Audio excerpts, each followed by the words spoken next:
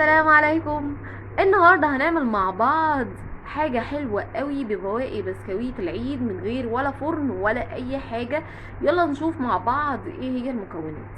ادي البسكويت بتاعي اهو، هطحنه تطحنيه بالايد الرول او في الكيتشن بتاعتك او باي طريقة تحبيها، مفيش مشاكل. يلا بينا نطحنه. وادي اهو بعد ما طحناه شايفين شكله عامل ازاي، اللي هو عامل زي الرملة اللي هي مندية كده بتاعة البحر. تمام. طيب انا محضرة ربع كوباية من اللبن، اي نوع لبن عندك مش مشكلة، ونقلب كويس قوي المكونات بتاعتنا.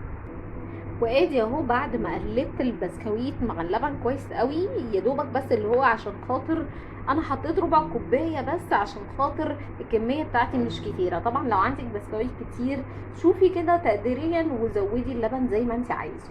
وبدات ان انا اساوي معايا البسكويت واضغطه كده، تضغطي بقعر كوبايه بالهراسه بتاعتك باي حاجه، او ممكن بظهر معلقه او اي حاجه، اضغطيه كده بحيث ان هو يبقى متساوي معاكي. ادي دي اول خطوه. الخطوه الثانيه، معايا هنا كوبايتين من اللبن، هنحط عليهم معلقتين كبار من النشا.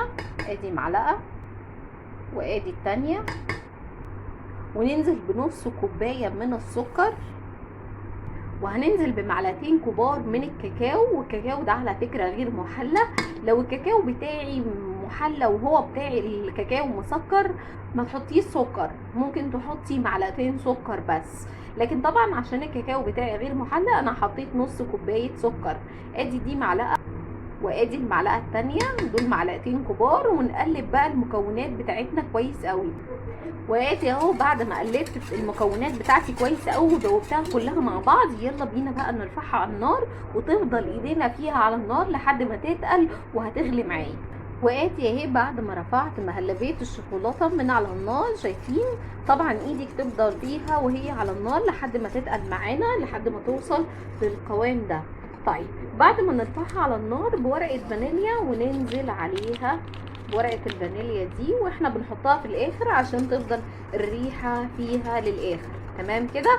طبعا عندنا فانيليا سايبه، ممكن نحط ربع معلقه على طرف المعلقه كده نشعرها وننزل بيها على مهلبيه الشوكولاته بتاعتنا، وطبعا بالمضرب بتاعنا ونقلب.